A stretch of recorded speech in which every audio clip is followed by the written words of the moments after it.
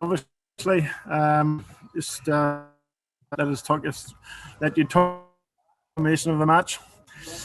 Yeah, pretty good all round. I think it wasn't losing William this morning, but I think the way we went about it, having been stuck in, we obviously got off to a pretty solid start. I think we had 5 or 6 partnerships of 50 in the match. 4 in a row. Yep. So that's brilliant. Our batting has been really good the last couple of days, particularly after the Dutch series gone too well with the bat. And then just really good with the ball. They got to a stage really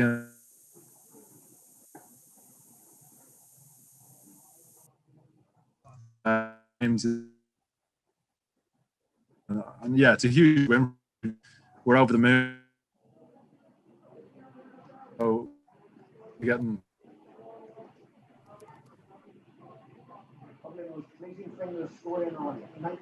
95 off the really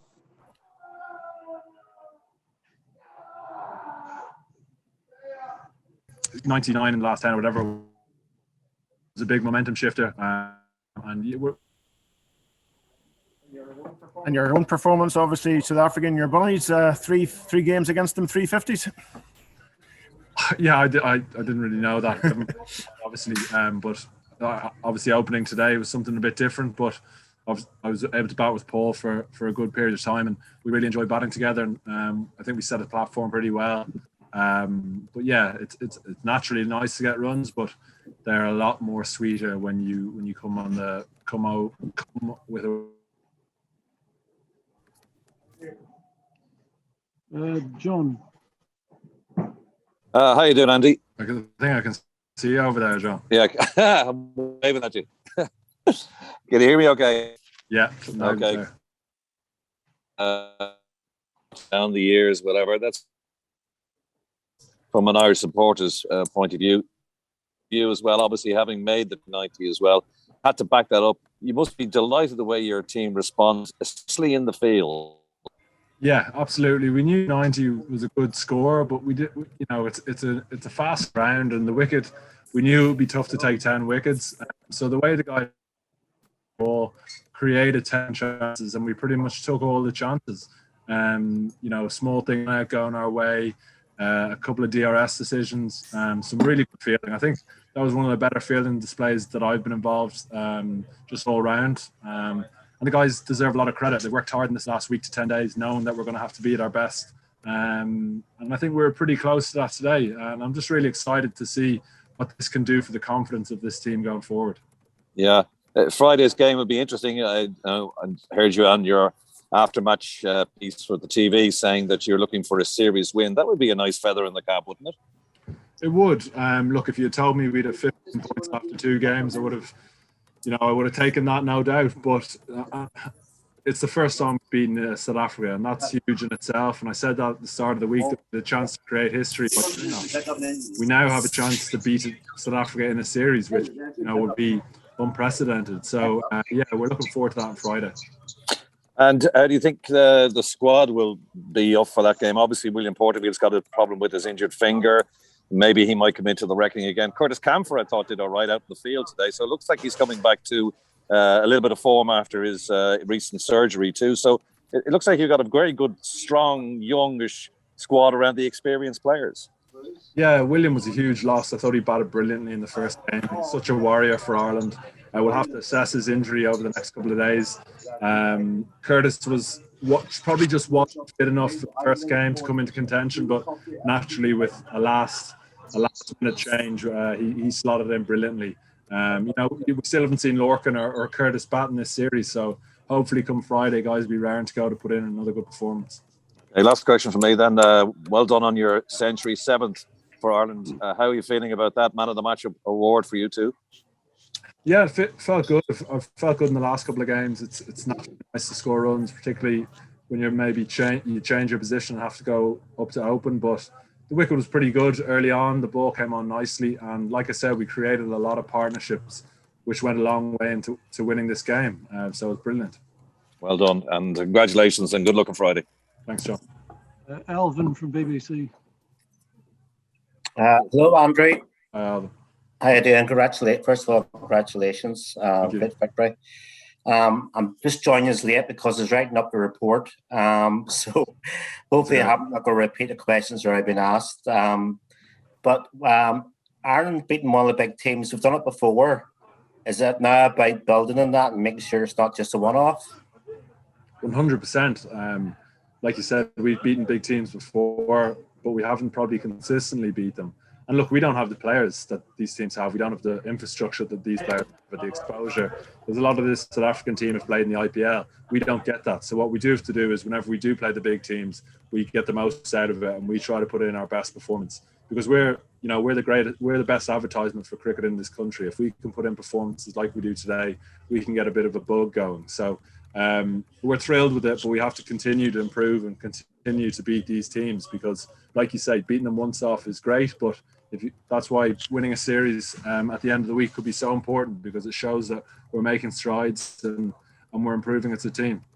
And just secondly, that's two good batting displays. How happy are you with that? After sometimes the batting has let us down.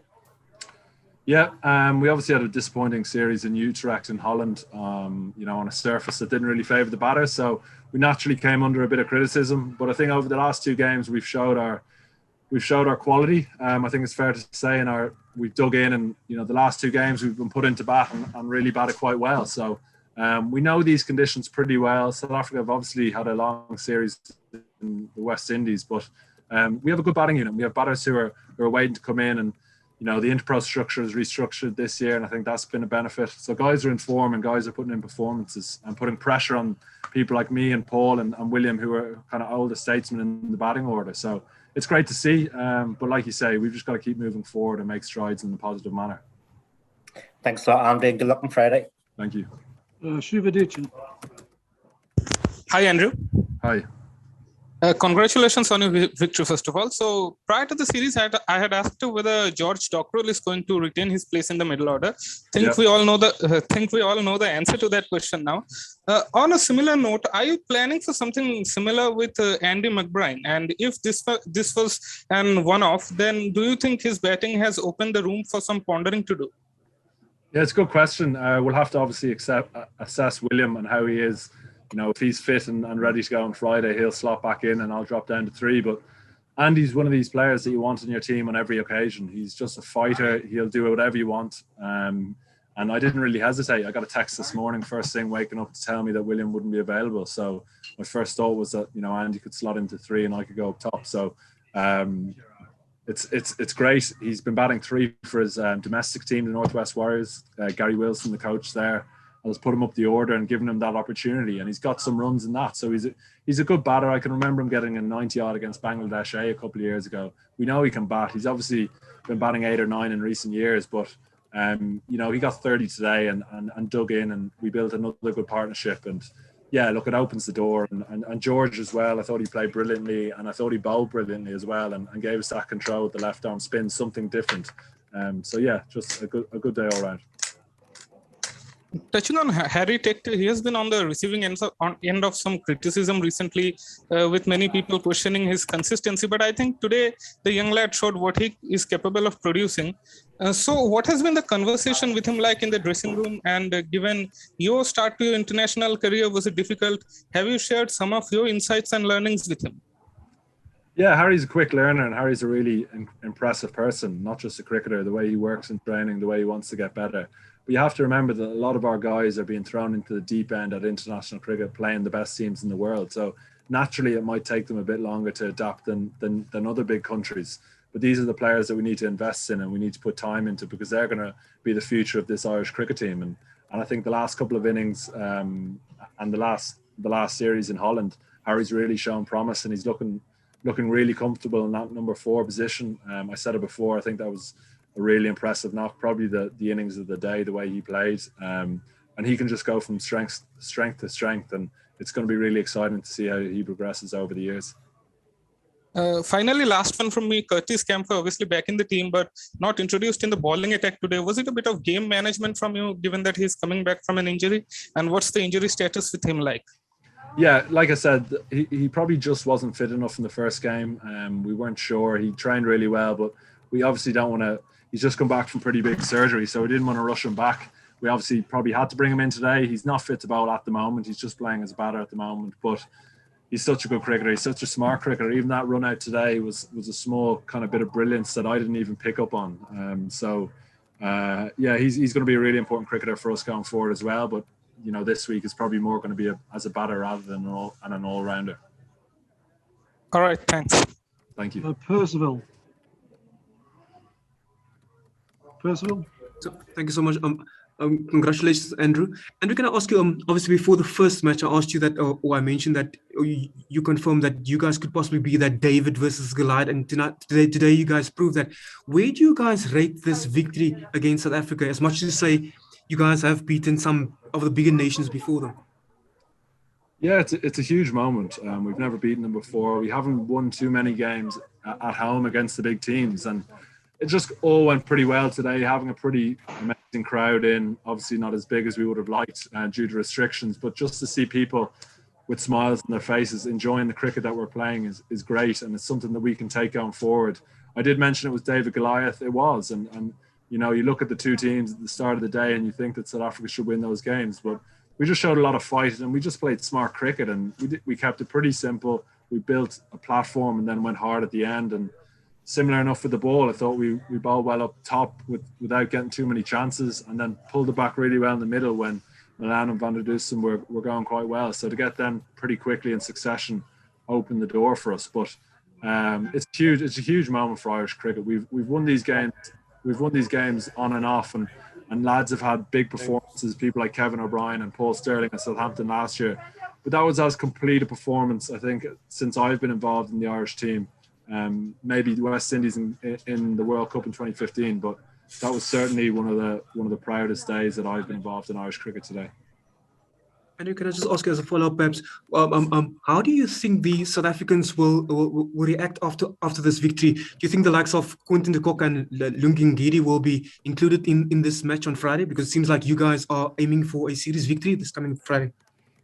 Yeah, and it would be stupid of us not to aim for a series victory. You know, we've played really good cricket the last two games, so it'd be disappointing if we dropped our standards for the last game. They've obviously had a lot of cricket over the last month and a half, and they're looking to rest people and rotate people. But, you know, when we get opportunities to play these big teams, we want to come out all guns blazing and hopefully turn them over. So I probably expect them to come out, you know, with a full strength 11, but, you know, I won't be picking their team. I'll be picking ours.